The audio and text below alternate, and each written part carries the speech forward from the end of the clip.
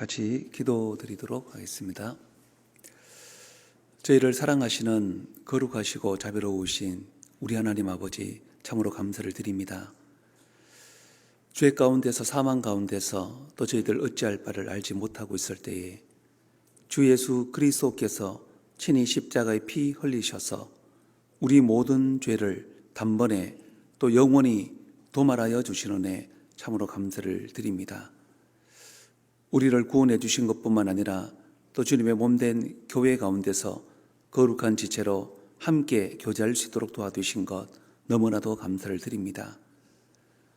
되어져가는 많은 징조들을 바라볼 때에 이제 주님께서 다시 오시겠다고 약속하신 그 마지막 때가 참으로 얼마 남지 않은 세상이라는 것을 저희들 너무나도 잘 알고 있습니다. 이 마지막 시대를 살아가는 저희들 하나님 앞에 우리가 무엇을 구하며 또 무엇을 생각하며 어떻게 살아가는 것이 주님 앞에 올바른 신앙생활인지 늘 마음속에 깨닫게 해주시기를 참으로 원합니다. 무엇보다도 우리에게 더욱더 전도의 문을 열어주셔서 더 많은 사람들 구원받을 수 있도록 역사해 주시고 또 먼저 구원받은 우리 모든 믿음의 식구들도 더욱 하나님의 말씀과 교제 가운데서 그 마음이 더욱 든든히 서갈 수 있도록 역사해 주시기를 참으로 원합니다. 지난 한 해 동안에도 주님께서 함께 해주시고 또 인도해 주셨던 것처럼 2025년 올 한 해도 주님께서 더욱 동행해 주시고 또 앞서 행해 주셔서 이 마지막 시대에 우리를 통해서 주님께서 계획하시고 또 작정하신 그 모든 선하신 뜻이 온전히 다 이루어질 수 있도록 주님 더욱 도와주시기를 원합니다. 특별히 이 마지막 시대에 공주교회 모든 형제 자매님들 각 가정마다 주님께서 더욱 영육간의 은혜로 함께 해주셔서 믿음과 신앙을 지켜주시고 가정과 일터와 건강과 사랑하는 자녀들의 그 모든 것들을 지켜주셔서 우리가 마음껏 복음을 증거하며 신앙생활하는데 아무런 어려움이 없도록 하나님께서 도와주시기를 참으로 원합니다. 특별히 또 이 시간 중고등부 동계 수련회로 또 말씀을 듣고 있습니다. 그 말씀들이 그 심령 속에 새겨져서 마음을 새롭게 할 수 있도록 도와주시고 이제 하나님을 기쁘시게 하는 또 귀한 삶을 살아갈 수 있도록 더욱 도와주시기를 원합니다. 또 전도 집회 말씀을 듣고 있는 새 친구들의 영혼도 주님께서 붙잡아 주셔서 그 마음속에 진리가 새겨지고 또 구원함을 받을 수 있도록 도와주시기를 참으로 원합니다. 특별히 오늘 고개 숙인 우리 모든 형제 자매님들 그 심령 가운데 참으로 하나님 앞에 바라고 원하는 부분들도 있습니다. 하나님의 선하신 뜻 가운데서 그 모든 것들이 다 이루어질 수 있도록 축복해 주시기를 간절히 원하오며 언제나 우리를 사랑하시는 예수님의 이름으로 기도드렸습니다. 아멘. 우리 성경 같이 보시겠습니다. 골로새서 2장입니다.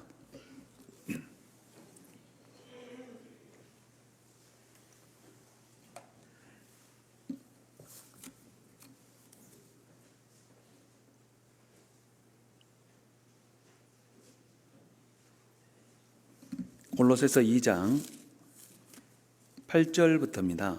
8절부터 19절까지인데 제가 한 절 읽고 우리 형제 자매님들 한 절 읽고 19절은 우리 같이 읽도록 하겠습니다. 누가 철학과 헛된 속임수로 너희를 노략할까 주의하라. 이것이 사람의 유전과 세상의 초등학문을 조춤이요 그리스도를 조춤이 아니니라.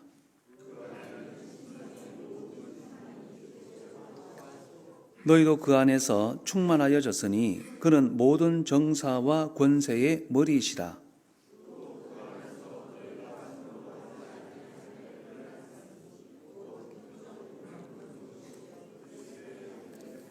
너희가 세례로 그리스도와 함께 장사한 바 되고 또 죽은 자들 가운데서 그를 일으키신 하나님의 역사를 믿음으로 말미암아 그 안에서 함께 일으키심을 받았느니라.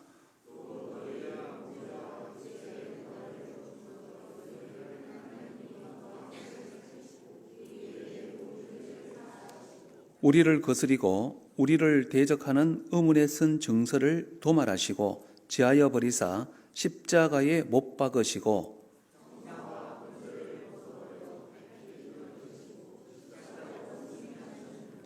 그러므로 먹고 마시는 것과 절기나 월삭이나 안식일을 인하여 누구든지 너희를 폄론하지 못하게 하라.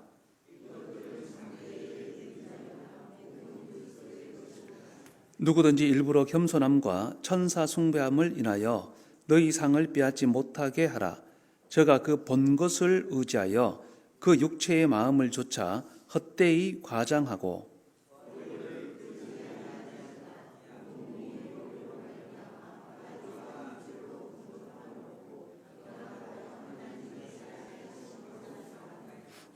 네, 안녕하세요. 이제 2025년 이제 새해입니다. 새해 또 첫 주고 또 지난 한 해도 굉장히 뭐 여러 가지 일들이 있었지만 우리가 또 짧은 시간 가운데서 한 해를 보냈던 것 같습니다. 올 한 해도 우리가 하나님 안에서 계획하고 또 소망하는 그런 모든 것들이 다 이루어졌으면은 참으로 좋겠습니다. 우리 이제 앞뒤 좌우 잠깐 보시면서요, 이렇게 인사 한번 해보시겠습니다. 새해에 소망하는 모든 것들이 다 이루어지기를 기도합니다. 이렇게 새해에 소망하는 모든 것들이 다 이루어지기를 기도합니다.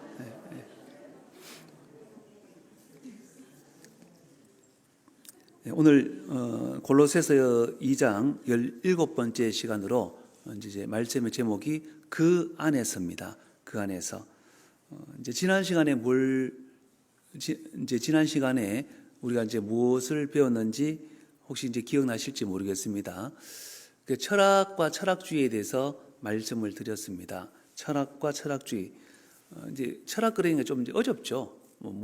철학이 뭐지 그러는데 어쨌거나 철학과 철학주의 결론이 뭐냐면은 말장난입니다.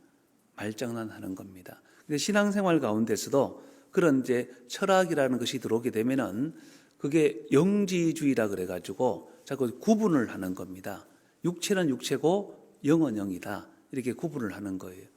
그래서 영은 선하지만 육체는 원래 악한 것이니까 악한 대로 내어버려서 살아도 괜찮다. 이게 이제 철학이 말하는 요지인 겁니다. 이제 그것을 이제 성경에 기록된 표현으로 얘기하자면은 철학을 다른 말로 성경에 기록된 표현대로 하자면은 육신 또는 육체라고 할 수 있습니다. 그 육체는 하나님의 말씀에 굴복해서 살아갈 수가 없죠. 하나님의 뜻에 늘 반하여 살아갑니다.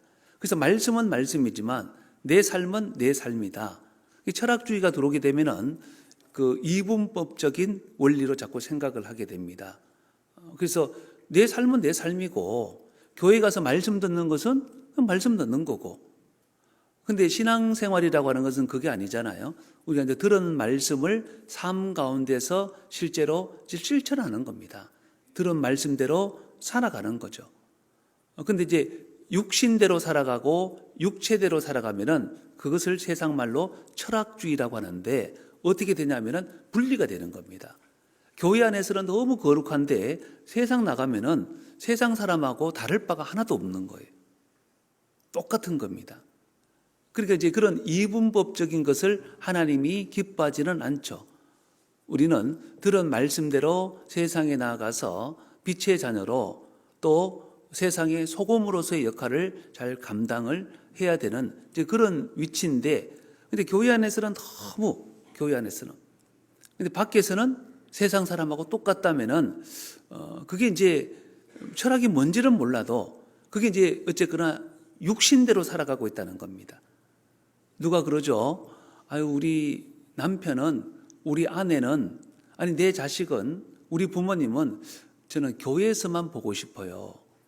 왜요? 그랬더니 교회에서는 너무 거룩한데 저 문을 나가서 밖에만 나가면은 완전히 다른 사람으로 세상 사람하고 똑같이 살아가니까 우리 남편은, 우리 아내는, 우리 자녀들은 또는 우리 부모님은 교회에서만 보고 싶습니다.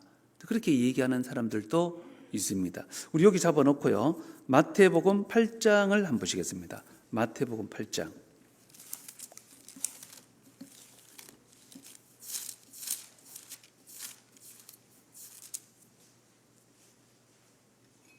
마태복음 8장 1절입니다. 마태복음 8장 1절. 예수께서 산에서 내려오시니 허다한 무리가 좇으니라.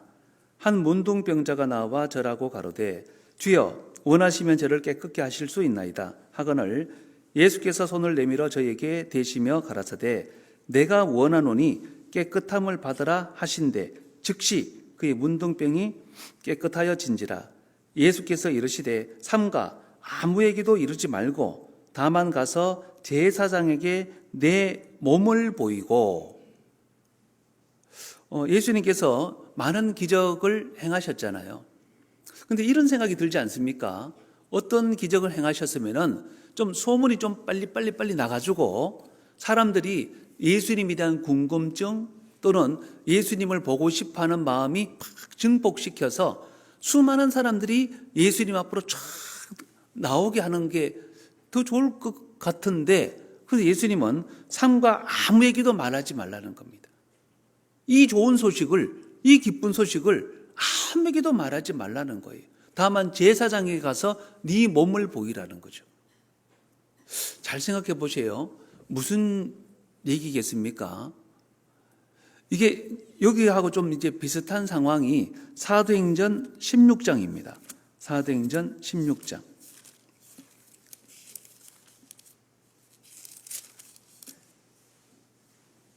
사도행전 16장 16절. 사도행전 16장 16절을 보시면은 우리가 기도하는 곳에 가다가 저만한 귀신 들린 여종 하나를 만나니 점으로 그 주인들을 크게 이야기하게 하는 자라.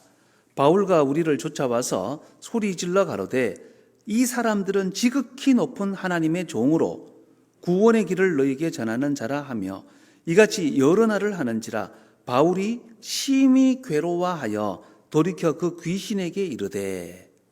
자, 바울이 심히 괴로워했다고 되어 있습니다.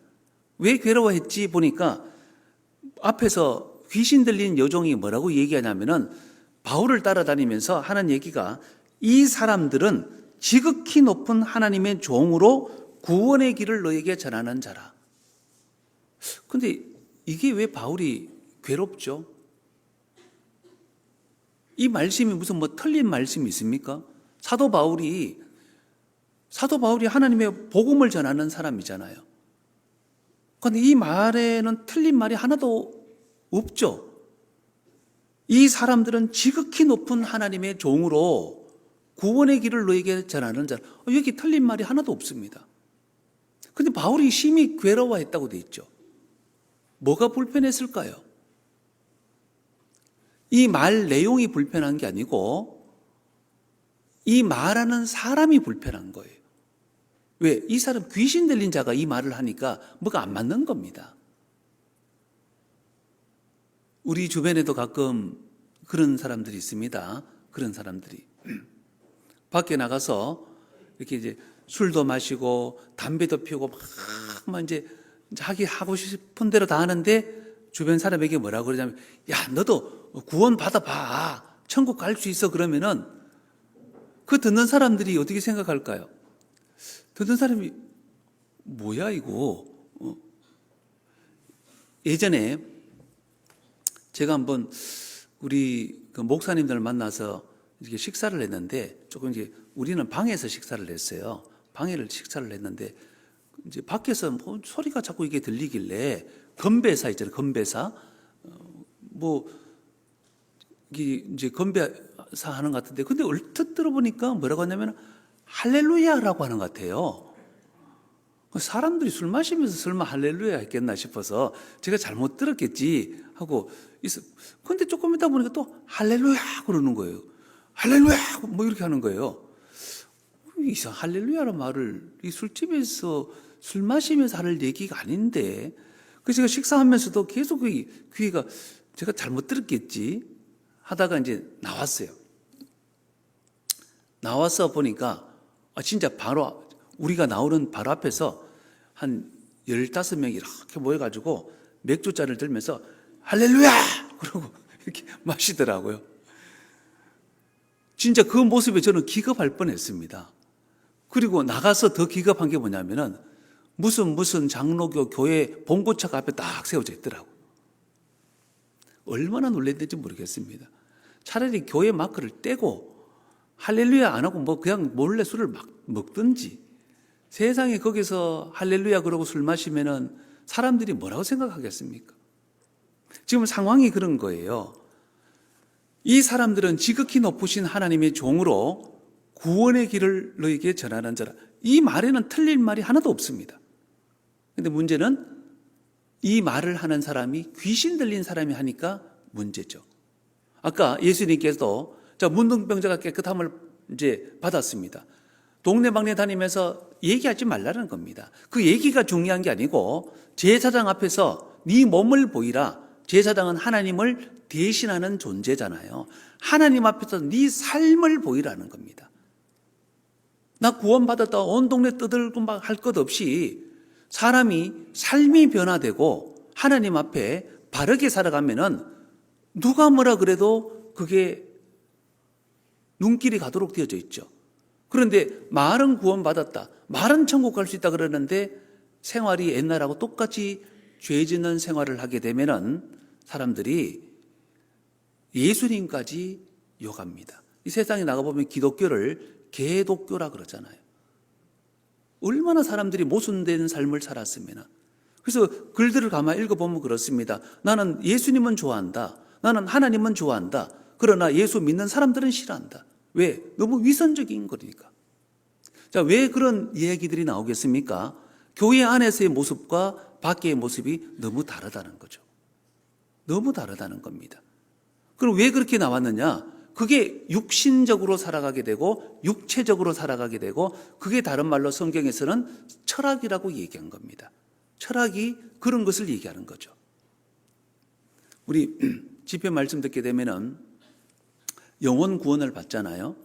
영혼 구원 받으면은 그다음에 이제 구원의 3단계에 보면은 결국은 주님 다시 오시게 되면은 우리 몸의 구원을 궁극적인, 그걸 우리가 이제 영화라 그러는데, 몸의 구원을 받게 되지만 우리가 영혼의 구원을 받고 몸의 구원을 받는 그 사이 간격이 있잖아요. 간격.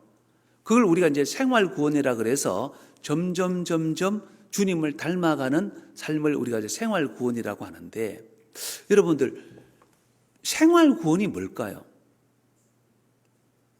생활 구원이 단지 이렇게 이제 겉모습이 조금 바뀌어지는 게 생활 구원이다. 물론 이제 어느 정도는 맞는데, 근데 그게 100% 맞는 것은 아닙니다. 왜냐하면 이런 게 있잖아요.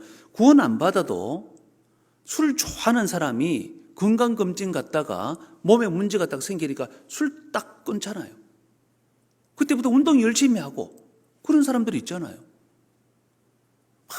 막 사람 죽이고 막 때리고 막 이런 막 폭력적인 사람도 어느 날 양심에 너무 막 갇히게 돼가지고 나 이제 손 털었어, 나 이제 가정으로 돌아갈래, 뭐 이런 사람들도 있잖아요.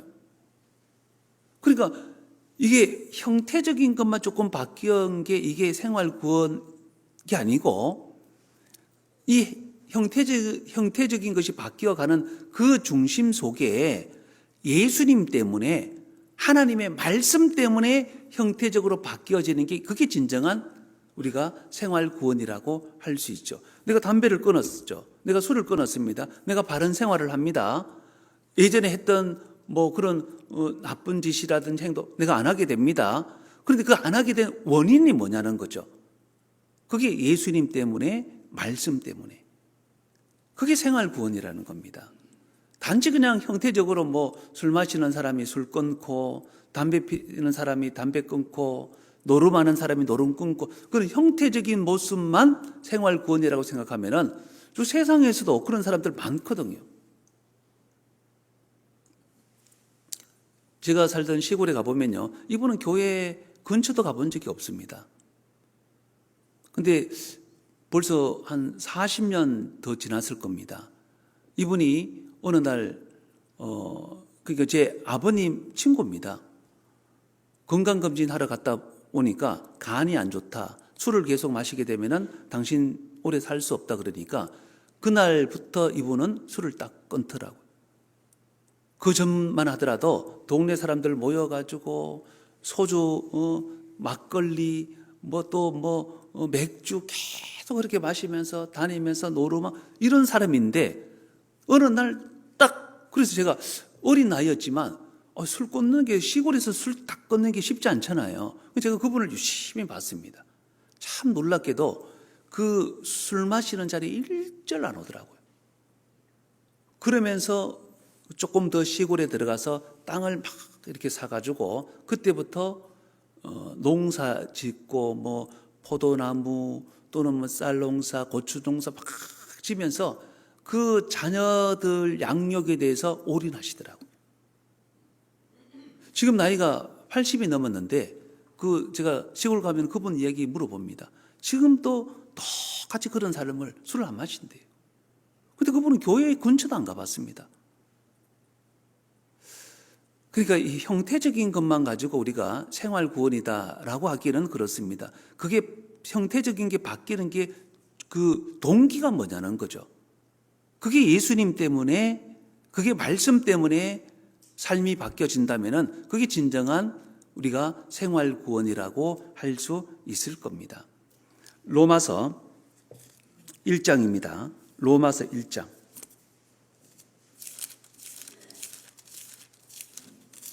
로마서 1장.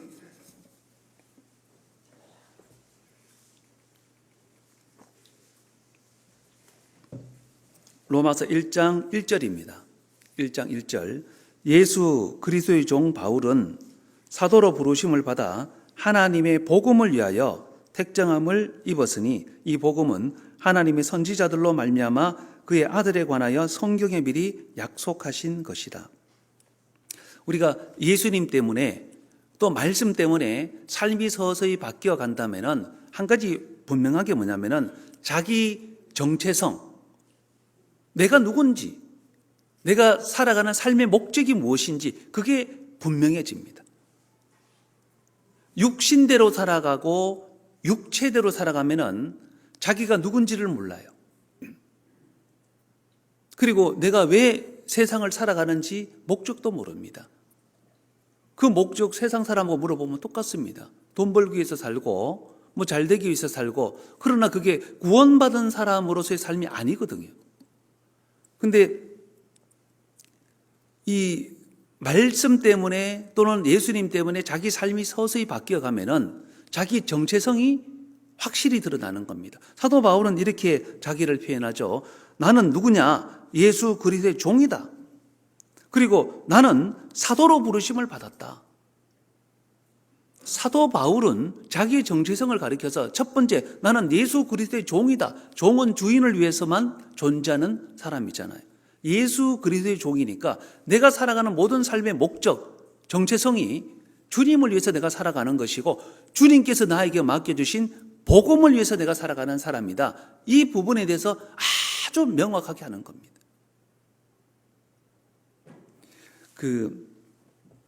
요즘 정체성 혼란이 있는 경우가 참 많잖아요.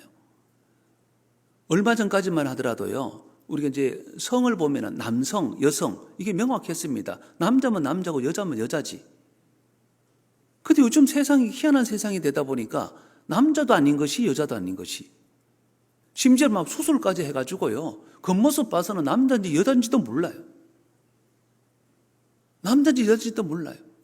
더 기가 막힌 것은 그런 사람들이 자꾸 이제 목소리를 내다 보니까 우리나라는 아직 그런 걸 못 봤는데 미국 같은 데 가보면요, 화장실에 가보면 더 기가 막힙니다. 지금 우리나라만 하더라도 화장실이 어떻습니까? 남자, 여자, 남성 딱 구분이 돼 있잖아요. 그죠?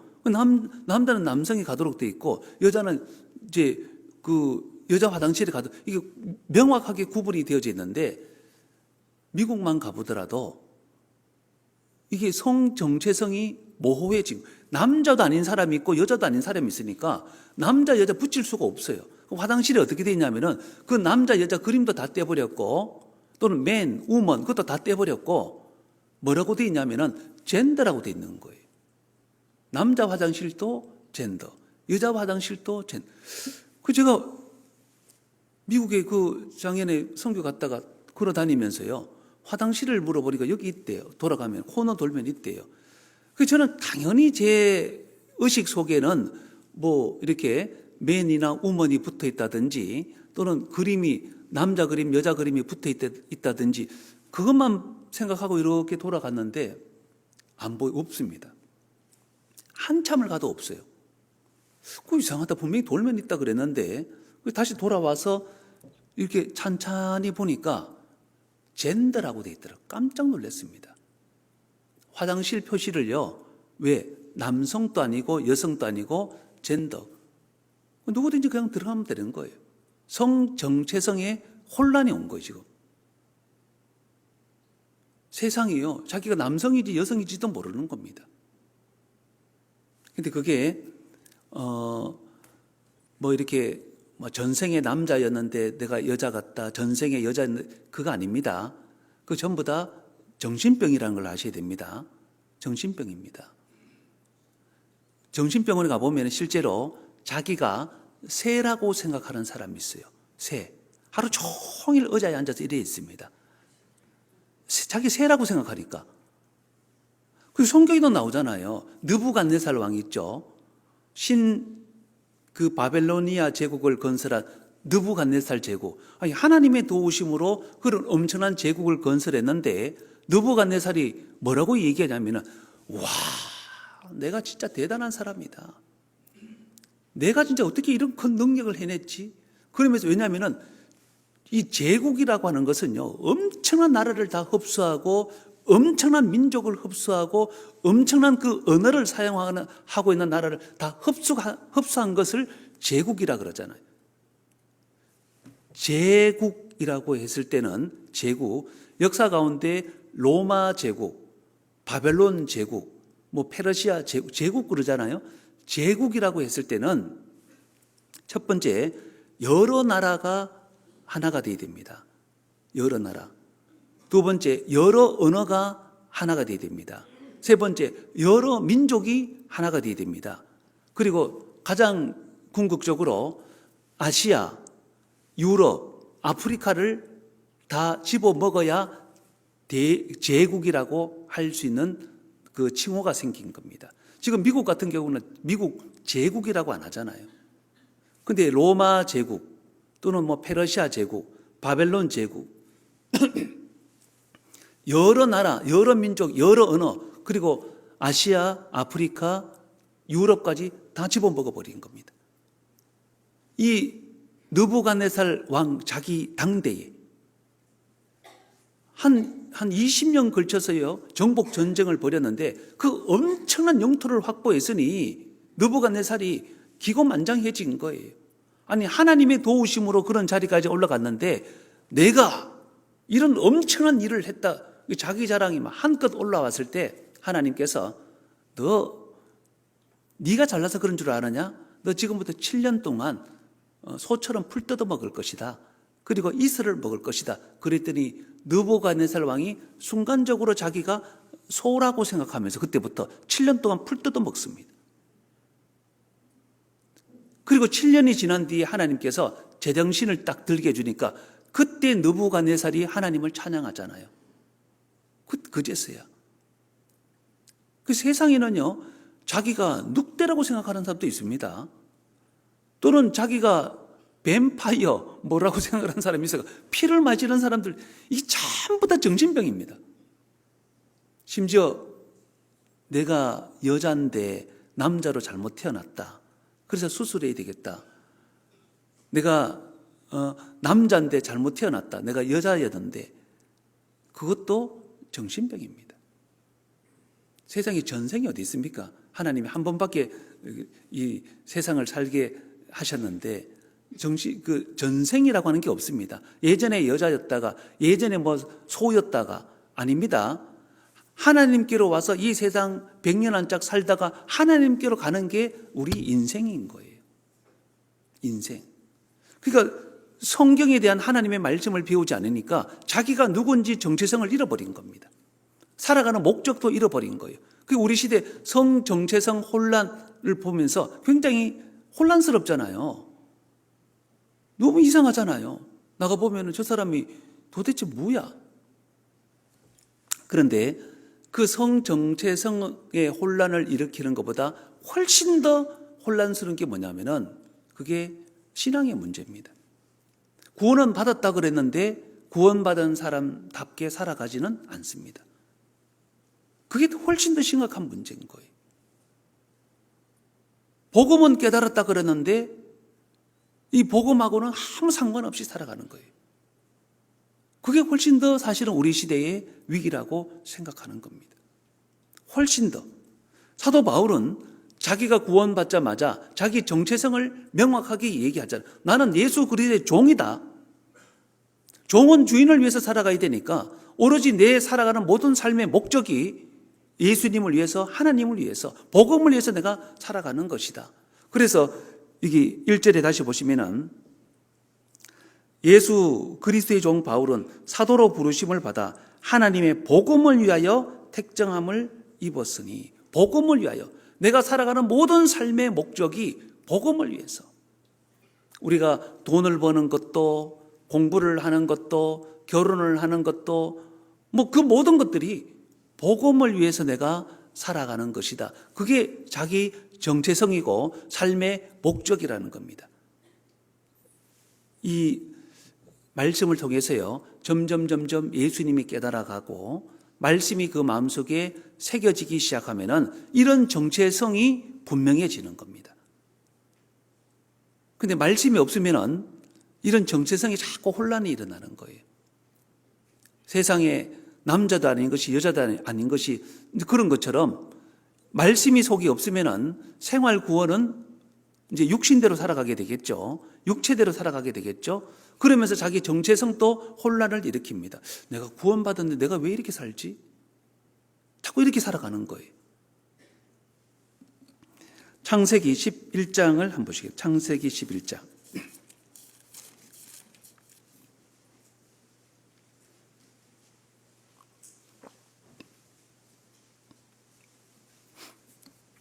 창세기 11장 1절입니다. 온 땅의 구음이 하나이요 언어가 하나이었더라. 이에 그들이 동방으로 옮기다가 시날 평지를 만나 거기 가고 서로 말하되 자 벽돌을 만들어 견고히 굽자 하고 이에 벽돌로 돌을 대신하여 역청으로 진흙을 대신하고 또 말하되 자 성과 대를 쌓아 대꼭대기를 하늘에 닿게 하여 두 가지를 합니다. 바벨탑을 쌓는데 목적이 두 가지입니다. 첫째는 우리 이름을 내고 온 지면에 흩어짐을 면하자 하였더니, 첫째는 바벨탑을 쌓는 목적이 우리 이름을 내고, 두 번째는 온 지면에 흩어짐을 면하자. 그 목적 때문에 바벨탑을 쌓은 겁니다. 바벨탑을 쌓은 것. 근데 바벨탑을 이렇게 쌓는 것 목적이 우리 이름을 내고 지면에 흩어짐을 면하자 그랬는데, 사실은 이조차도 하나님의 말씀을 믿지 않기 때문에 나타난 결과입니다. 하나님이 창세기 9장에서 무지개 언약을 해주셨죠. 왜 무지개 언약을 해주셨습니까? 무지개가 이제 하늘에서 보면 동그랗지만 우리가 이 땅에서 보면요, 이렇게 이제 반원으로 이렇게 돼 있죠. 반원, 그죠? 그래서 무지개를 그 히브리 원어로 찾아보면은 케세트입니다. 근데 케세트가 무지개도 케세트라고 하는데 그 고대 사회에서 활이죠, 활도 케세트라 그럽니다. 모양이 활도 이렇게 돼 있잖아요. 이렇게. 무지개도 이렇게 돼 있습니다. 활도 이렇게 돼 있습니다. 자, 근데 그 무지개 언약을 주시면서 하나님이 뭐라고 말씀하셨냐면은 다시는 세상을 심판하지 않겠다. 왜냐하면 사람들이 또 비만 오면 놀래가지고 도망갈까봐 하나님이 다시는 세상을 심판하지 않겠다. 그러면서 무지개 언약을 준 거예요. 근데 왜 무지개 언약이 세상을 심판하지 않겠다는 어떤 하나님의 언약이 되냐면은, 보세요. 아까 이 캐세트가 활이라 그랬잖아요. 활. 이 활을 이렇게 걸어놓고 이제 화살을 달아다가 쏘면은 화살이 어디로 날아갑니까? 하늘 쪽으로 날아가도록 돼 있잖아요.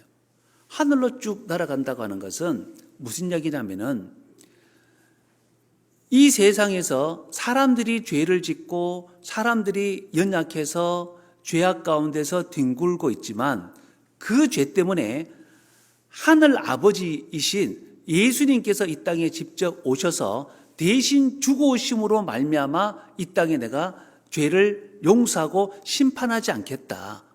모든 죄는요, 없던 것으로 해줄게. 내가 없던 것으로 해줄게. 그런 약속은 없습니다. 죄에 대해서는 반드시 심판을 받아야 됩니다. 반드시 누군가는 심판을 받아야 되죠. 근데 그 심판을 누가 받냐면은 하나님이 받는 거예요. 하나님이 대신 죽으시는 것을 근거로 해서 이 땅에 다시는 심판하지 않겠다는 겁니다. 그게 무지개 언약인 거예요. 그 무지개 언약을 창세기 9장에서 7번이나, 그래서 빨주노초파남 7가지 색이죠. 창세기 9장 읽어보면은 언약을 무지개 말씀하시면서 내가 내 언약을 무지개 7번 나옵니다. 예수님이 죽으심을 근거로 해서 이 땅을 심판하지 않겠다는 겁니다. 그런데 그 약속을 믿었더라면은 이런 바벨탑 쌓을 필요가 없잖아요. 왜냐하면 예수님의 죽으심을 근거로 이 땅을 심판하지 않겠다는데 바벨탑 쌓을 이유가 하나도 없는 거예요. 그런데 왜 바벨탑 쌓죠? 그 약속을 안 믿는 겁니다. 믿을 수 없다는 거죠. 그래서 어떻게 하냐면은 결국은 바벨탑을 쌓습니다. 목적이 2가지라 그랬죠. 우리 이름을 내고 온 지면의 흩어짐을 면하자. 자, 근데 이름이라고 하는 것은요, 이런 겁니다. 속성을 꿰뚫어 보면서 가치를 부여한다는 게 이름 속에 있는 거예요. 우리 부모님들 자녀 이름을 이렇게 지을 때 어떻습니까? 어떤 그 이름 속에는 기대가 들어가 있잖아요. 그리고 가치가 있습니다. 창세기 2장입니다.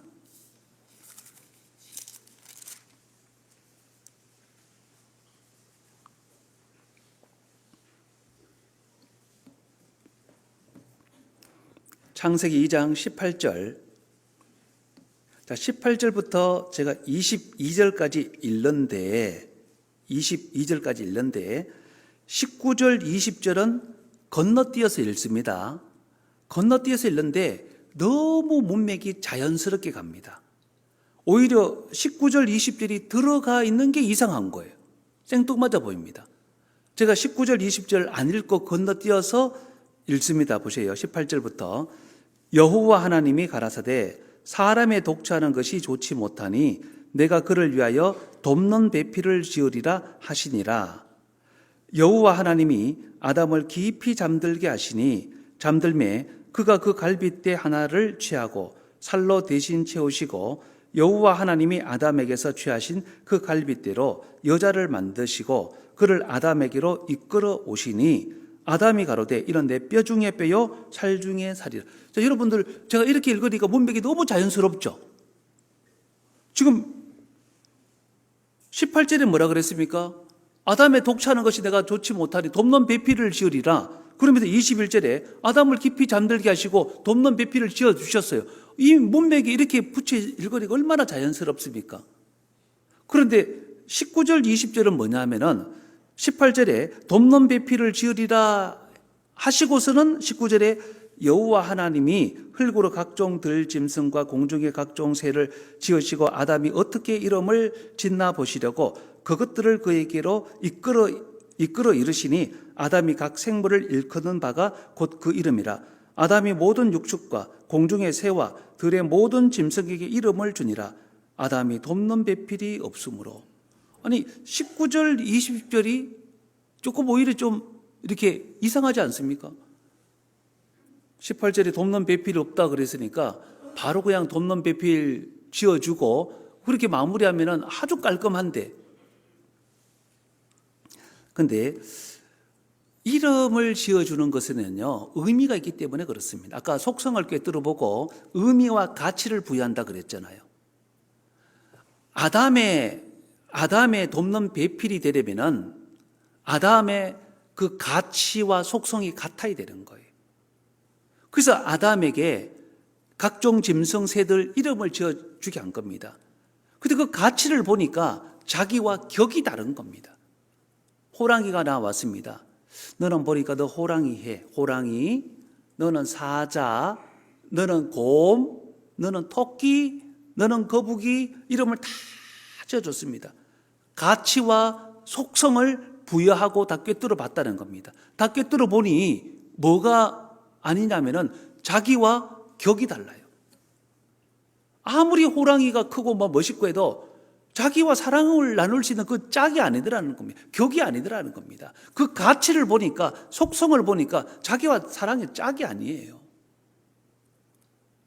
코끼리를 봐도 자기와 사랑의 짝이 아닌 겁니다. 독수리를 봐도 짝이 아닌 거예요. 이름을 지어주다라는 것은 그 가치와 속성을 부여하다는 겁니다. 바벨탑에서 우리 이름을 내고 그랬죠. 자기들이 자기 가치를 정하는 겁니다. 자기들이 자기 속성을 정하는 거예요. 하나님을 배제하고. 이건 교만입니다. 교만.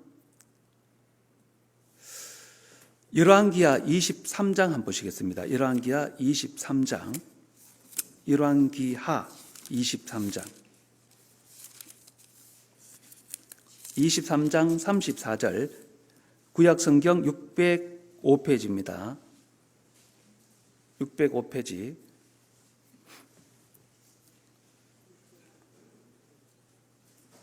열왕기하 23장 34절 605페이지입니다. 605. 바로 누고가 요시야의 아들 엘리야김으로 그 아비 요시야를 대신하여 왕을 삼고 그 이름을 고쳐 여호야김이라고 여호아하스는 애굽으로 잡아갔더니 저가 거기서 죽으니라. 자, 바로 누고 애굽의 왕입니다. 바로 누고가 애굽에서부터 이제 남유다를 침공한 거예요. 그래서 누구를 왕을 세웠냐면은 엘리야김으로 왕을 세웠어요. 근데 그 이름을 바꿔버렸습니다. 여호야김으로. 자, 그러면 엘리야김이라는 이름의 뜻은 뭐고 여호야김이라는 이름의 뜻이 뭐냐면은 이 엘리야김이라는 그 뜻은요, 하나님께서 일으키시다. 여호야김이라는 뜻은 여호와께서 일으키시다. 여러분들 의미가 비슷하지 않습니까? 뭐 하나님이 일으키시나 여호와가 일으키시나 그 뜻이 그 뜻 아닙니까?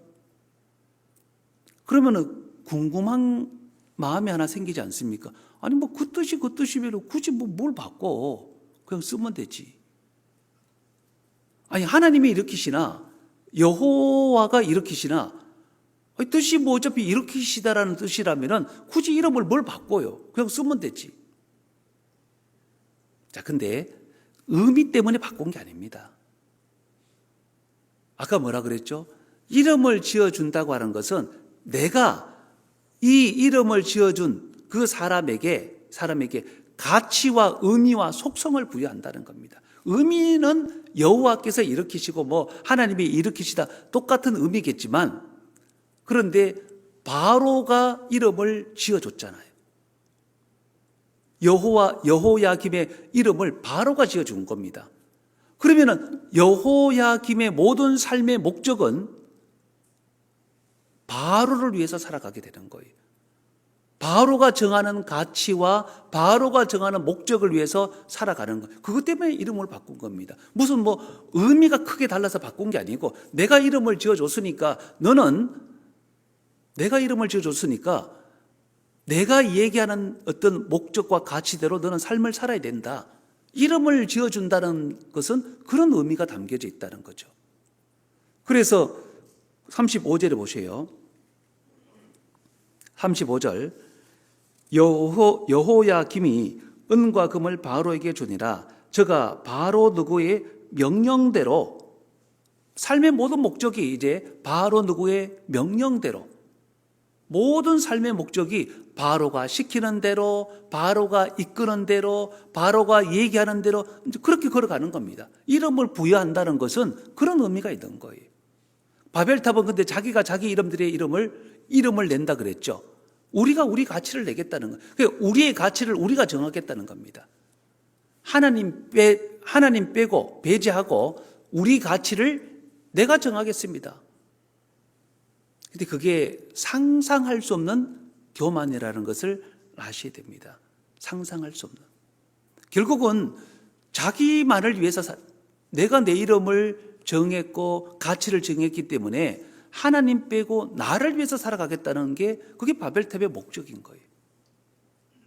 그래서 우리 이름을 내고 그런 이야기가 들어가 있는 겁니다. 자, 근데 오늘 우리가 이제 앉아있는 우리 각 사람에게도 이름이 있잖아요. 우리 이름은 누가 지어줬습니까? 물론 이제 육신적으로 지어준 이름이 있습니다. 부모님이 지어주셨죠. 육신적으로 각 이름이 있습니다. 근데 그 육신적인 이름 말고 구원받았을 때 하나님이 주시는 새 이름이 있습니다. 요한계시록 2장입니다. 요한계시록 2장.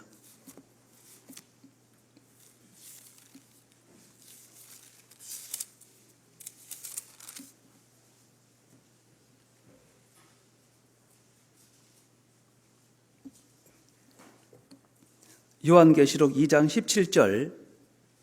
17절 귀 있는 자는 성령이 교회들에게 하시는 말씀을 들을지어다. 이기는 그에게는 내가 감추었던 만나를 주고 또 흰 돌을 줄 터인데 그 돌 위에 새 이름을 기록한 것이 있나니 받는 자밖에는 그 이름을 알 사람이 없느니라. 하나님께서 우리가 구원받고 나서 우리에게 새 이름을 주신 거예요. 그래서 구약에도 보면은 아브라함을 아브라함으로 바꿔주시죠. 새 이름을 주신 겁니다. 사레를 사라로 바꿔주셨죠. 새 이름을 주신 겁니다. 야곱을 이스라엘로 바꿔주셨죠. 새 이름을 주신 겁니다. 신약에 와서도 시몬을 베드로로 바꿔주셨죠. 새 이름을 주신 겁니다.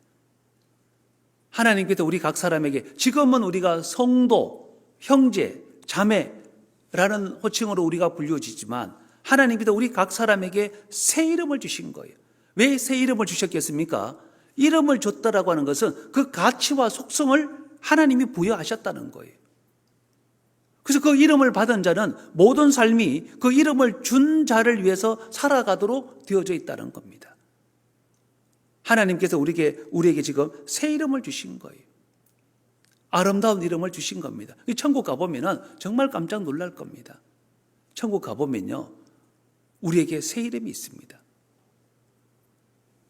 새 이름을 주셨다라고 하는 것은 이 땅에서의 모든 삶의 가치 또는 목적, 수단, 그것이 이름을 준 자를 위해서 살아가도록 하기 위해서 우리에게 새 이름을 준 거예요. 근데 그 새 이름을 받았다는 그것을 어디서 확인하냐면은 우리가 교회 안에서 말씀 안에서 제대로 연결되어졌을 때 이게 확인이 되는 겁니다. 근데 말씀에서 자꾸 떨어지고 말씀에서 멀어지면요, 이게 새 이름이 뭔지도 잘 모릅니다. 우리 아까 골로새서 2장 다시 한번 가보시겠습니다. 골로새서 2장.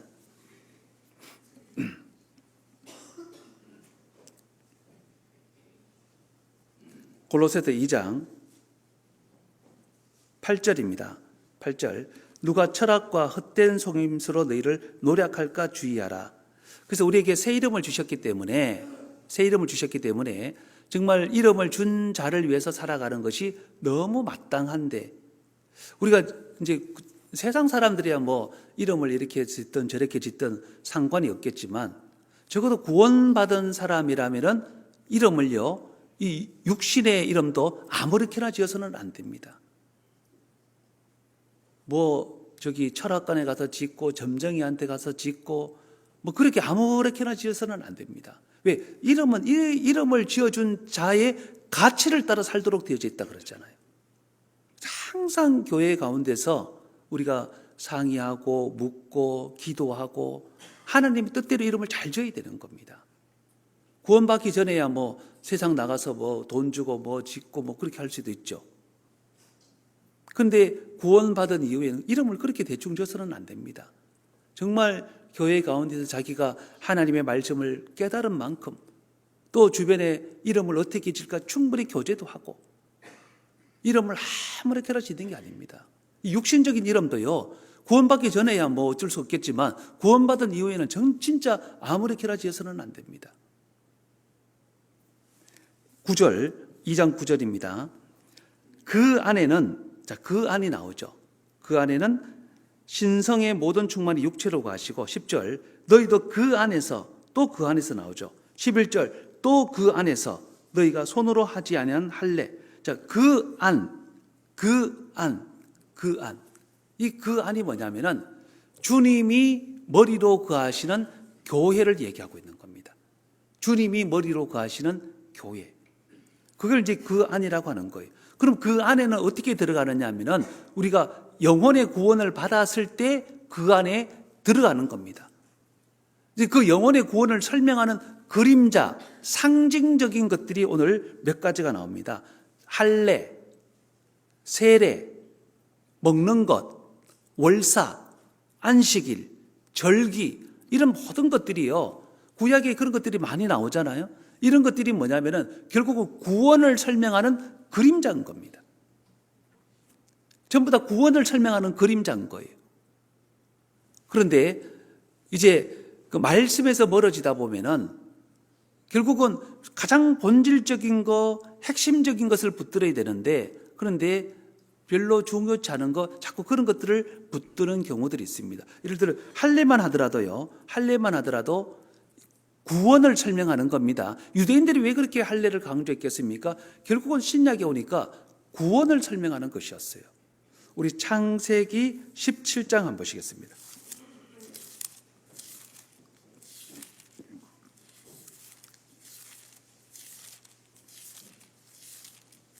창세기 17장 9절입니다. 창세기 17장 9절. 하나님이 또 아브라함에게 이르시되 그런즉 너는 내 언약을 지키고 내 후손도 대대로 지키라. 너희 중 남자는 다 할례를 받으라. 이것이 나와 너희와 너희 후손 사이에 지킬 내 언약이니라. 너희는 양피를 베어라. 이것이 나와 너희 사이에 언약의 표징이니라. 대대로 남자는 집에서 난 자라 혹 너희 자손이 아니요 이방 사람에게서 돈으로 산 자를 물어나고 난 지 8일 만에 할례를 받을 것이다. 자, 할례를 받아라. 대대로 영원한 언약이다 그랬잖아요. 근데 이 할례는 신약에 오면은 결국은 무엇을 설명하는 겁니까? 구원을 설명하는 겁니다. 그 왜 구원을 설명하는지 잠깐 말씀을 드리려고 합니다. 아브라함이 갈대아 우르를 떠나서 천신만고 끝에 가나안 땅에 들어왔습니다. 그 천신만고 끝에 가나안 땅에 들어와서 가나안 땅에 간 지 세월이 꽤 지났습니다. 아브라함의 나이가 76세가 되었습니다. 아브라함의 나이 76세. 그리고 아브라함과 사라의 나이가 10살 정도 차이가 나니까 아브라함의 나이가 76세, 사라의 나이가 66세나 67세쯤 됐겠죠. 그때 하나님께서 말씀하십니다. 네 후손이 이제 이 열국의 많은 백성에게 복을 줄 자가 네 후손으로 말미암게 될 것이다.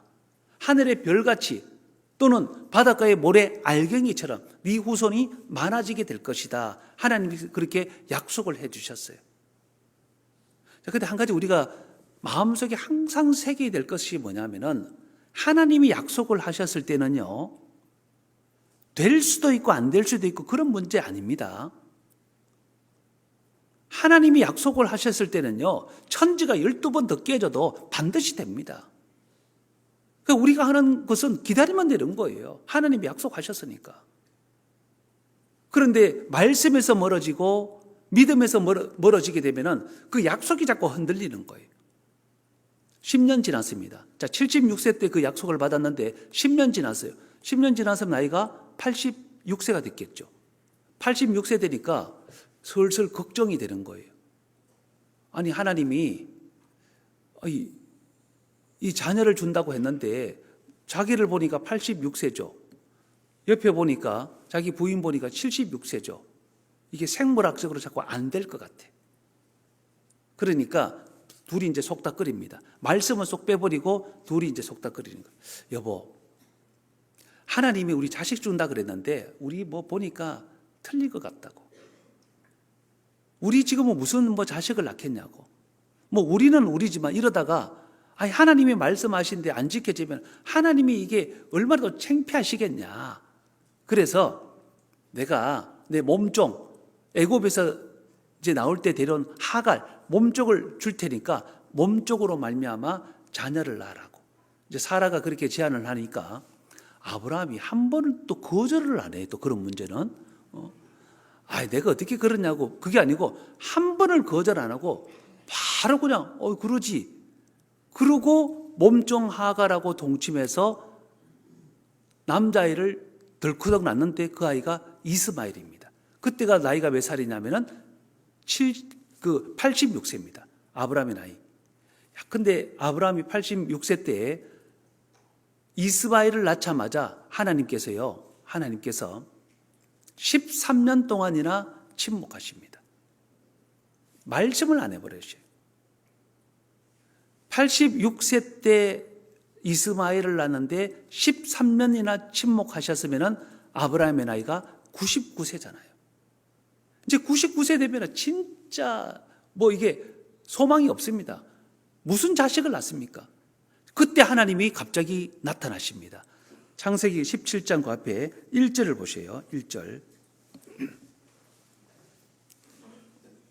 1절. 아브라함의 16장 16절 보세요. 16장 16절. 하갈이 아브라함에게 이스마엘을 낳을 때에 아브라함이 86세였더라. 86세죠. 17장 1절. 아브라함이 99세 때에 여호와께서 아브라함에게 나타나서 그에게 이르시되 나는 전능한 하나님이라. 13년 동안에나 하나님이 침묵하셨다가 그리고 드디어 나타나셨습니다. 나타나셔서 아브라함에게 첫 번째 말씀이 나는 전능한 하나님이다. 하나님께서 자신의 소개를 하는 게 아닙니다. 책망이죠. 전능한 하나님인데 너는 왜 내 약속을 못 믿고 사고 쳤냐는 거죠. 아니 우주 만물을 창조하셨을 때도 하나님의 말씀 한마디로 다 하실 수 있는 분인데 아브라함의 나이가 99세가 아니라 990세가 돼도 하나님의 말씀하시면 살릴 수 있습니다. 이스라엘 온 세계에 흩어버림을 당한 지 2000년 만에 자기 땅에 들어가서 어떻습니까? 자기 땅에 들어가 강한 나라가 되게 하잖아요. 그걸 에스겔 37장에 보면은 그 골짜기에 마른 뼈다구가 가득한데 말씀이 임하니까 일어서잖아요. 극히 큰 군대가 되는데 이스라엘 온 족속이잖아요. 근데 아브라함이 99세가 뭐가 문제가 됩니까? 990세가 뭐가 문제가 됩니까? 하나님이 말씀하시면 되는데 나는 전능한 하나님인데 너는 왜 내 약속을 믿지 못했느냐? 언약을 깨면은 이제 죽어야 됩니다. 왜냐하면 하나님과 아브라함의 최초로 맺은 언약이 있거든요. 우리 창세기 15장도 한번 보시겠습니다. 15장.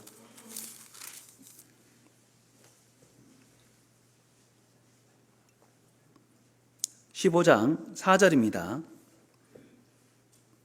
4절. 여호와의 말씀이 그에게 임하여 가라사대 그 사람은 너의 후사가 아니라 내 몸에서 날짜가 내 후사가 되리라 하시고 그를 이끌고 밖으로 나가 가라사대 하늘을 우러러 무뼈를 셀 수 있나 보라. 또 그에게 이르시되 내 자손이 이와 같으리라. 하나님께서 친히 약속을 해주셨죠. 9절. 여호와께서 그에게 이르시되 나를 위하여 3년 된 암소와 3년 된 암염소와 3년 된 수양과 산비둘기와 집비둘기 새끼를 취할지니라. 아브라함이 그 모든 것을 취하여 그 중간을 쪼개고 그 쪼갠 것을 마주 대하여 놓고 그 새는 쪼개지 아니하였으며 솔개가 그 사체 위에 내릴 때에는 아브라함이 쫓았더라. 그리고 17절. 해가 져서 어두울 때에 연기 나는 풀무가 보이며 타는 횃불이 쪼갠 고기 사이로 지나더라. 이 고대 사회에서는요, 아주 중요한 언약을 할 때는 이렇게 합니다. 짐승을 딱 쪼갭니다. 짐승을 쪼개고 그 언약을 하는 두 사람이 손을 맞잡고 쪼갠 고기 사이로 지나갑니다. 왜 그런 언약식을 하냐면 이거는 너무나도 엄중한 약속이기 때문에 이 언약을 쪼갠다면은 네가 쪼개든지 내가 네가 어긴다든지 내가 어긴다든지 하면은 이 쪼개어진 짐승처럼 쪼개버리겠다는 거예요. 그러니까 여러분들 그 부동산에 가서 이렇게 계약을 할 때 중간에 간이 난다 그러잖아. 이렇게 있으면은 이렇게 중요한 서류 이렇게 두 장 딱 포개해 놓고 가운데 이렇게 딱 하고 반반씩 하면은 딱 가잖아요. 다 거기서 나온 이야기입니다. 결혼식 할 때도 그렇지 않습니까? 결혼식 서약 다 했습니다. 비가 오나 눈이 오나 바람이 부나 뭐 아플 때는 어쨌거나 아내로 맞이하겠습니까? 예. 남편으로 맞이하겠습니까? 네. 했습니다. 자, 그러면은 둘이가 몇 년도 몇 월 며칠부터 정식적으로 부부가 되었음을 하나님과 예수 그리스도 앞에서 선포합니다. 이제 그 선언문이 이제 낭독되어졌습니다. 그리고 본줄에는 그러면서 정식적으로 부부가 되었음을 하나님 앞에 선언합니다. 땅땅땅 했죠. 마지막에 이제 퇴장하죠. 둘이 손 딱 붙잡고 하객들 사이에 쫙 지나갑니다. 그게 사실 아름다운 그림이라서 그렇지 그 속에는요 이런 무시무시한 약속이 들어있는 거예요. 하나님 앞에 언약을 했잖아요. 양 사이로 두 사람이 손을 맞잡고 걸어가는 겁니다. 이 언약을 어긴다면은 쪼개버리겠다는 거예요. 무시무시한 언약이 그 속에 담겨져 있는 거예요. 우리 막 웃으면서 막 이러고 가니까 이 언약을 별로 생각을 안 해서 그렇지 진짜 그 속에는 엄청난 약속이 담겨져 있다고요. 예레미야 34장 보세요. 예레미야 34장.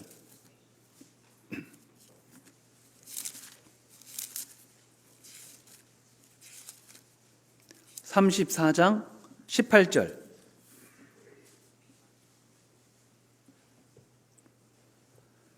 예레미야 34장 18절입니다.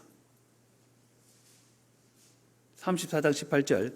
송아지를 둘에 쪼개고 그 두 사이로 지나서 내 앞에 언약을 세우고 그 말을 실행치 아니하여 내 언약을 범한 너희를 곧 쪼갠 송아지 사이로 지난 유다 방백들과 예루살렘 방백들과 환관들과 제사장들과 이 땅 모든 백성을 내가 너희 원수의 손과 너희 생명을 찾는 자의 손에 붙이리니 너희 시체가 공중의 새들과 땅 짐승의 식물이 될 것이며.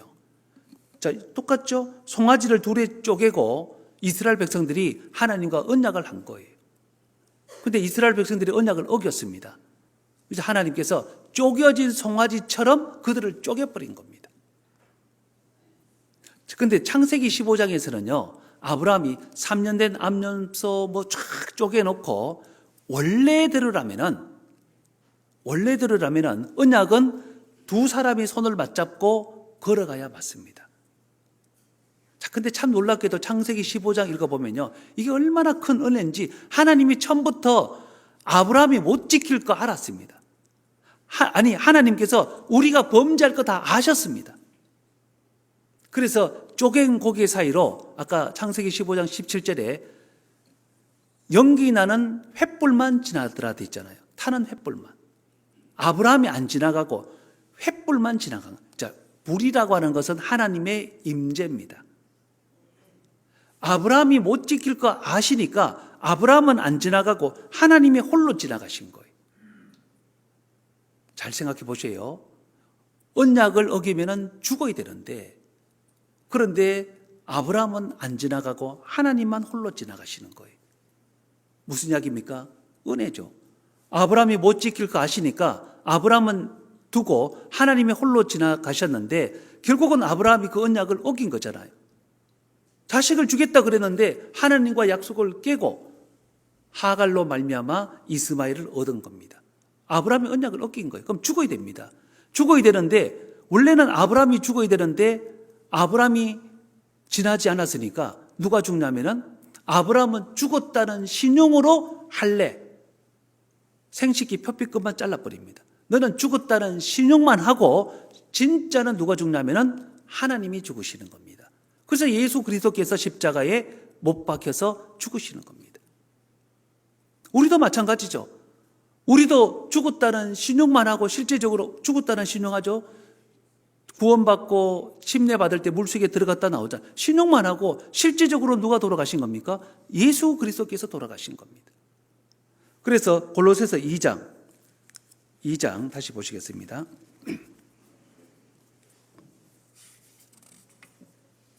2장 13절입니다. 2장 13절. 또 너희의 범죄와 육체의 무할례로 죽었던 너희를 하나님이 그와 함께 살리시고 우리에게 모든 죄를 사하시고 우리를 거스리고 우리를 대적하는 의문에 선 정서를 도말하시고 제하여 버리사 십자가에 못 박으시고 정사와 권세를 벗어버려 밝히 드러내시고 십자가로 승리하셨느니라. 죄는 우리가 죄를 지었는데 예수 그리스도께서 십자가로 승리하셨다는 겁니다. 십자가로. 아브라함이 약속을 어겼는데 예수님께서 돌아가신 겁니다. 자, 그래서 그 할례라는 기점을 통해서 보면은 할례 전에 낳은 자식이 이스마엘이고 할례 후에 낳은 자식이 이삭입니다. 그래서 갈라디아서 4장 28절에 이삭을 가리켜서 뭐라고 얘기하냐면은 이삭을 가리켜서 약속의 자녀다. 하나님의 언약대로 하나님의 말씀대로 이 땅에 나온 약속의 자녀라는 겁니다. 할례를 기점으로 그 저는 자기 육체대로 육신의 기질대로 낳은 자식이고 할례 후에 낳은 자식은 하나님의 말씀대로 얻은 자식입니다. 그래서 약속의 자녀죠. 우리도 생을 나누자면 둘로 나누어지잖아요. 구원받은 시점으로 인해서 그 전의 역사가 있고 그 이후의 역사가 있는 겁니다. 이 세상도요, 예수님께서 이 세상에 오신 그 시점을 기준으로 해서 이전 역사, BC, Before Christ라 그러고 그 이후의 역사, AD, 아노 도미네라 그러죠. 역사가 나뉘어지는 겁니다.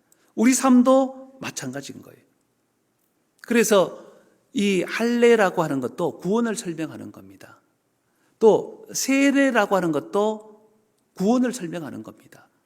그래서 이스라엘 백성들이 양의 피를 경험하고 홍해를 건넜잖아요. 근데 고린도전서 10장에 보니까 그 홍해 건넌 것을 가리켜서 모세에게 속하여 하늘과 바다 가운데서 세례를 받았다고 되어 있습니다. 그런데 고린도전서 그 6장에 보면은 그 어린 양의 피가 곧 예수님의 피를 설명하는 겁니다. 고린도전서 5장 7절에 어린 양의 피가 예수님을 설명한다. 세례도 결국은 구원의 그림자입니다. 절기도 구원의 그림자입니다. 유월절, 예수님의 죽으심. 오순절은 뭡니까? 예수님이 죽으셔서 부활하시고 승천하신 것을 근거로 해서 이 땅에 성령이 오신 것을 오순절입니다. 초막절이 뭡니까? 그렇게 올라가신 예수님이 다시 우리를 데리러 오시는 사건이 초막절입니다. 구약에 수많은 절기가 있는데 전부 다 예수님에 대한 그림자입니다. 월삭, 매달 초 1일이거든요. 첫 번째는 무조건 예수님이잖아요. 그 월삭도 예수님을 설명하는 겁니다. 먹고 마시는 것도 전부 다 예수님을 설명하는 거예요. 먹고 마시는 것도. 구약에 뭐 먹어라, 먹지 말라 수많은 것들이 있죠. 근데 사도행전 15장에 보면은 구원받고 나서 딱 4가지입니다. 음행, 목매어 죽인 것, 우상, 음행과 목매어 죽인 것과 우상, 그리고 피. 피채 먹지 말라고 돼 있죠. 왜? 피는 생명이니까. 보통 이제 돼지라든지 소 같은 경우는 도축장에 가보면 피를 쫙 뺍니다. 보셨습니까? 돼지 같은 경우도 이렇게 우리가 있는데 점점 이렇게 좁아져요. 이렇게. 그 뒤에서 막 이렇게 이제 사람들이 몰면은 점점 좁아지다가 마지막에는 한 마리만 싹싹 빠져나가는 통로가 이렇게 있습니다. 한 마리 딱 빠져나가면은 앞에서 전기 충격기로 딱 대면은 돼지가 순간적으로 기절 딱 합니다. 그러면은 돼지 뒷다리를 딱 걸어서요. 이제 컨베이어 시스템이 달려 있죠. 쫙 달아 올려서 이제 갑니다. 그러면 요만한 칼을 가지고 제일 먼저 뭘 하냐면은 이 경동맥을 딱 찔러서 피를 쫙 뺍니다. 그래서 끝에 가보면요. 부위별로 해체가 딱 다 되어 나옵니다. 소도 그러고요. 그런데 개라든지 이런 것들은 그렇지 않잖아요. 개는 또 얼마나 잔인하게 때려야 맛있다 그래서 피도 안 빼고 막 얼마나 막 때립니까? 그래서 이게 다 짐승이지만 이제 개는 그런 것들이 있습니다. 그래서 피하고 음행, 우상, 목매어 죽인 것 이것은 멀리하고 나머지는 뭐또 먹어도 된다. 아무거나. 근데 구약에는 왜 예를 들어서 먹어야 될 것 중에 색임질은 하고 쪽발과 색임질을 하는 것을 먹되 쪽발만 있거나 색임질만 하거나 하는 것은 먹지 말라. 토끼는 색임질만 하는데 부정하니까 먹지 말고, 돼지는 쪽발만 있으니까 먹지 말고. 쪽발이라고 하는 것은 세상과의 구별된 삶을 얘기하는 거고, 색임질이라고 하는 것은 말씀의 묵상을 얘기하는 거예요. 그러니까 그 모든 것들은 예수님하고 다 관계가 있는 거예요. 예수님의 그림자, 안식일도 마찬가지입니다. 전부 다 그림자입니다. 골로새서 2장 18절입니다.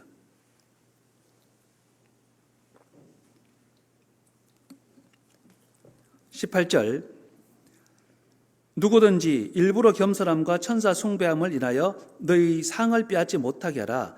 저가 그 본 것을 의지하여 그 육체의 마음을 조차 헛되이 과장하고, 19절, 머리를 붙들지 아니하는지라. 자, 여기 이 머리를 붙들게 되면은 이제 예수님의 교회의 머리지 않습니까? 몸된 교회의 머리입니다. 그래서 머리를 붙들게 되면은 공급함을 받는데, 공급함을 받으려면 첫째는 붙어 있어야 되는 거예요. 그 붙어 있는 방법이 뭐냐면, 첫째가 구원을 받아야 되는 겁니다. 그래야 이제 붙어 있는 거고, 붙어 있게 되면 두 번째는 공급함을 받게 되고, 공급함을 받게 되면 자연스럽게 자라도록 되어져 있습니다. 우리 육신의 애들도 그러잖아요. 먼저 태어났죠. 태어나면은 엄마 품에 잘 붙어 있어야 돼요. 엄마 품에 잘 붙어 있으면 엄마가 자꾸 먹여주죠. 자, 먹이면은 애가 자라도록 되어져 있습니다. 그걸 열매라고 하는 겁니다. 신앙도 마찬가지입니다. 구원받았으면 제일 먼저 해야 될 게 교회 가운데 붙어 있어야 되는 거예요. 그리고 공급을 받아야 됩니다. 그러면 자라도록 되어져 있습니다. 왜냐하면 그 속에서 하나님의 말씀이 계속 공급되거든요. 그래서 베드로후서 3장에 보면은 자라가는데 어디서? 지식 안에서 자라가라. 말씀을 통해서 계속 자라가도록 되어져 있습니다. 자라가는 방편이 말씀입니다. 우리 육신이 자라도록 하려면 뭐 이렇게 젖을 먹인다든지 고기를 먹인다든지 영양제를 먹인다든지 그러면 자라는데, 교회 안에서 신앙은요, 말씀의 공급을 통해서 자랍니다. 근데 교회 안에서 말씀의 공급을 못 받으면은 10년, 20년 다니는데도 안 자랍니다.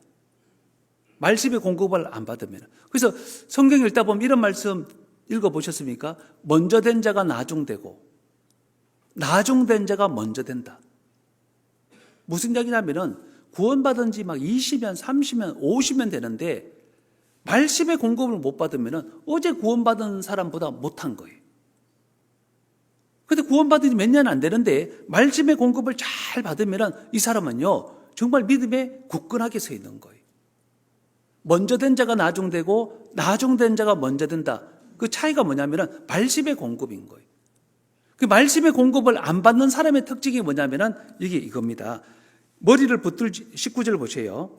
머리를 붙들지 아니하는지라.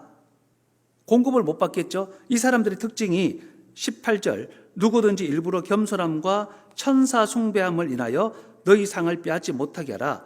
저가 그 본 것을 의지하여 육체의 마음을 조차 헛되이 과장하고. 그러니까 말씀 없이 뭔가 봤다, 헛되이 과장한다, 이게 말씀에 붙들려 있지 않으면 그렇습니다. 말씀에 붙들려 있지 않으면. 뭐 천사를 봤든지 뭘 아무리 신령한 것을 봤다 할지라도요, 말씀에서 멀어지게 되면 그게 아무 의미가 없습니다. 제일 정확한 게 하나님의 말씀입니다. 예전에 어떤 사람이 있었습니다. 교회 가운데서 그런 간증들을 자주 합니다. 무슨 간증을 하냐면은 자기는 이 꿈을 꾸면요, 그 예를 들어서 내일 일어날 일이 오늘 꿈에 싹 나온다는 거예요. 실제로 그런 간증 자주 합니다. 여러분들 그런 걸 보면 좀 어떻게 생각되십니까? 야, 저분 좀 신령하다 그런 생각 안 드십니까? 그걸 막 그 자매들이요 막 이렇게 쏙 빨려 들어가 막 그 이야기 듣고 있어요. 야, 막 내일 막 이렇게 일어날 일이, 모레 일어날 일이 오늘 꿈에 싹 나타난다는 거예요. 여러분들 그런 거 보면 어떻게 생각합니까? 야, 저분 와 되게 신령한갑다. 나는 아무리 꿈꿔도 개꿈인데 저분은 뭐 그런 기가 막힌 꿈을 꾸고. 근데 말씀을 드렸죠. 아무리 뭘 봤다, 천사를 봤다, 뭘 봤다 그래도 그거 아무 의미가 없습니다. 말씀에 붙들려 있지 않으면 아무 의미가 없다고요. 신명기 13장입니다. 신명기 13장.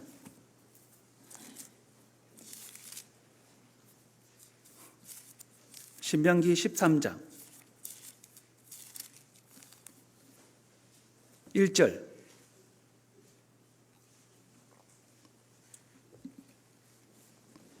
신명기 13장 1절. 너희 중에 선지자나 꿈꾸는 자가 일어나서 이적과 기사를 내게 보이고 내게 말하기를 내가 본래 알지 못하던 다른 신들을 우리가 조차 섬기자 하며 이적과 기사가 그 말대로 이룰지라도 너는 그 선지자나 꿈꾸는 자의 말을 청종하지 말라. 이는 너희 하나님 여호와께서 너희가 마음을 다하고 성품을 다하여 너희 하나님 여호와를 알려하사 너희를 시험하심이니라. 너희는 너희 하나님 여호와를 순종하며 그를 경외하며 그 명령을 지키며 그 목소리를 청종하며 그를 섬기며 그에게 부종하고 그 선지자나 꿈꾸는 자는 죽이라. 이는 그가 너희를 애굽 땅에서 인도하여 내시며 종되었던 집에서 속량하여 취하신 너희 하나님 여호와를 배반케 하려 하며 너희 하나님 여호와께서 내게 행하라 명하신 도에서 너를 꾀어. 그리고 6절에도 내 동복 형제나 내 자녀나 내 품의 아내나 너와 생명을 함께하는 친구가 가만히 너를 꾀어. 10절에도 그는 애굽 땅 종되었던 집에서 너를 인도하여 내신 내 하나님 여호와께서 너를 꾀어. 꿈에요. 아무리 기가 막힌 것을 봤더라도 그게 다 이루어졌다 할지라도 그거 꿈은 꿈인 겁니다. 꿈은 꿈으로 거쳐야 되는 거예요. 여러분들 가끔 이게 태몽 얘기하는 사람들도 있더라고요. 태몽 어떻게 생각하세요?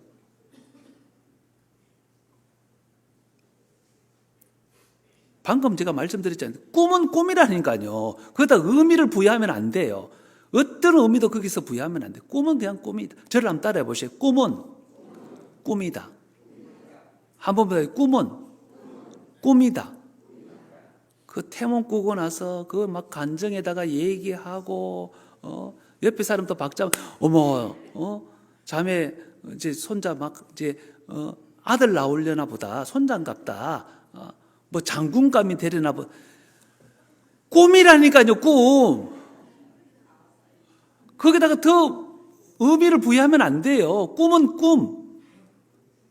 제가 예전에 장로교 다녔을 때 오래전에 꿈을 한번 꿨습니다. 꿈을 어떤 꿈을 꿨냐면 저는 꿈을 잘 안 꾸는 사람인데 꿈을 꿨는데 정말 아름다운 꽃밭, 꽃들이 쫙 만발한.